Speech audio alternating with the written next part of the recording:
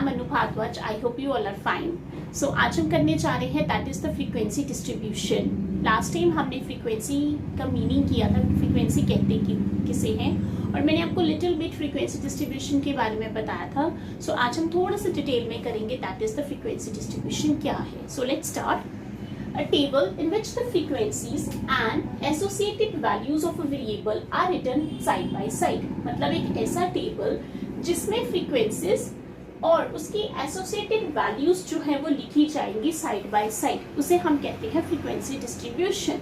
इसका मतलब कि जो फ्रीक्वेंसी डिस्ट्रीब्यूशन है इट कैन बी डिस्क्रीट और कॉन्टिन्यूस. ये डिस्क्रीट भी हो सकती है, ये कॉन्टिन्यूस भी हो सकती है, लेकिन ये डिपेंड करता है हमारे वेरिएबल के ऊपर कि हमारा वेरिएबल कैसा है, कि वो डिस्क्रीट है कि कॉन्टिन्यूस है. It means it depends upon the variable. So I hope ये डेफिनेशन आपको क्लियर होगी. अब मैंने अभी जैसे बताया कि फ्रीक्वेंसी डिस्ट्रीब्यूशन जो है वो डिस्क्रीट कॉन्टिन्यूस हो सकती है. अब हमने लास्ट टाइम वेरिएबल में ये पढ़ा था कि वेरिएबल की दो काइंड्स होती हैं, that is the discrete variable and the continuous variable.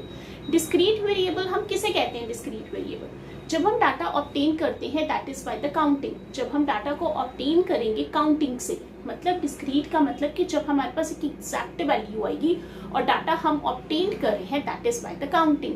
So discrete variable या डिस्क्रीट फ्रीक्वेंसी डिस्ट्रीब्यूशन टेबल एक ही बात है, ठीक है. मतलब डिस्क्रीट का मतलब क्या है कि डाटा ऑब्टेन करना काउंटिंग से. Let's take an example. मान लो एक स्कूल में मुझे क्लास 5th है, उसमें मुझे ये देखना है कि नंबर ऑफ चिल्ड्रन कितने हैं. तो मैं क्या करूंगी? नंबर ऑफ चिल्ड्रन काउंट करूंगी ना. सो दैट मीन्स कि वो डिस्क्रीट है, that is number of children discrete है, क्योंकि हम डाटा जो ले रहे हैं कितने बच्चे हैं एक क्लास 5th में, वो क्या करेंगे? हम काउंट करके करेंगे. सो मैंने एक टेबल बनाया है जिससे ज्यादा कंसेप्ट क्लियर हो जाएगा. डिस्क्रीट फ्रीक्वेंसी डिस्ट्रीब्यूशन में मैंने यहाँ टेबल बनाया है जिसमें नंबर ऑफ चिल्ड्रन है और नंबर ऑफ फैमिलीज है. अब वेरिएबल, ये नंबर ऑफ चिल्ड्रन हमारे पास वेरिएबल है और नंबर ऑफ फैमिलीज हमारे पास फ्रीक्वेंसीज हैं. वेरिएबल एक ब्रॉड टर्म है, उसका सब पार्ट आ जाता है एक frequency. Now number of children में क्या है? नंबर ऑफ फैमिलीज, मतलब कि ऐसी 5 फैमिलीज हैं जहां नंबर ऑफ चिल्ड्रन कितने हैं? 0. क्लियर. 7 फैमिलीज ऐसी हैं, 7 फैमिलीज ऐसी हैं जहां नंबर ऑफ चिल्ड्रन है हमारे पास 1.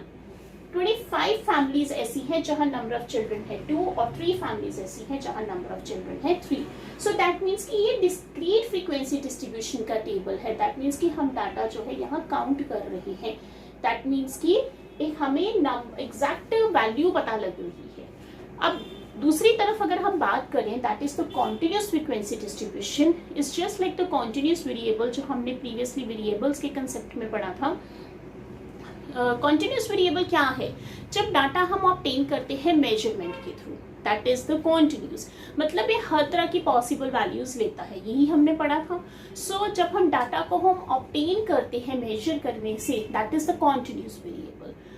नाउ बहुत सारे एग्जाम्पल्स हैं जैसे हाइट एंड वेट. अगर हम बात करें हाइट और वेट की, ठीक है, तो नेचुरली अगर मेरे माइंड में आ रहा है कि अच्छा मुझे एक पर्टिकुलर स्टूडेंट का या एक क्लास में बच्चों की हाइट या वेट मेजर करना है, देखना है कितना है, तो मेजर करूंगी ना, मेरे माइंड में आएगी हाँ मैंने मेजर करना है. दैट इज वो कॉन्टिन्यूस में है, that is the continuous frequency distribution. इसी तरह मैंने इसका भी एक टेबल बनाया है जिसमें मैंने वेट ली है और नंबर ऑफ चिल्ड्रन लिए हैं. लेकिन अब आप देखो कि मैंने इसे क्लासीफाई कर दिया है, ठीक है. मैंने क्या किया कि 40 to 45 जो वेट है वो कितने बच्चों का है, नंबर ऑफ स्टूडेंट्स कितने हैं 22. 45 to 50 कितने बच्चों का वेट है 6. 50 to 55 कितने बच्चों का वेट है 9 एंड 55 to 60 कितने बच्चों का है 10 एंड 60 to 65 3. दैट मीन्स कि ये कॉन्टिन्यूस है, ठीक है.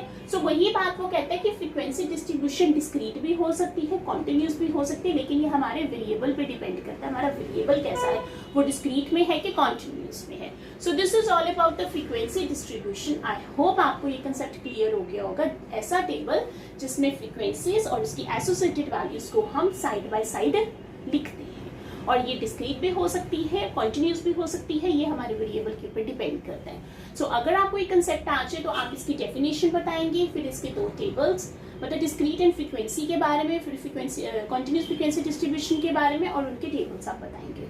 सो स्टूडेंट्स आई होप आपको ये कंसेप्ट क्लियर हो गया होगा. लेकिन ये कंसेप्ट जो मैंने आज करवाया है इसे अच्छे से देखिए. कोई डाउट है कमेंट सेक्शन में ज़रूर लिखिए और प्रीवियस जितने भी लेक्चर्स हैं ज़रूर देखिए।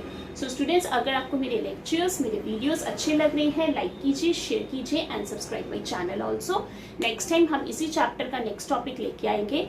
सो students, goodbye, take care, नमस्कार।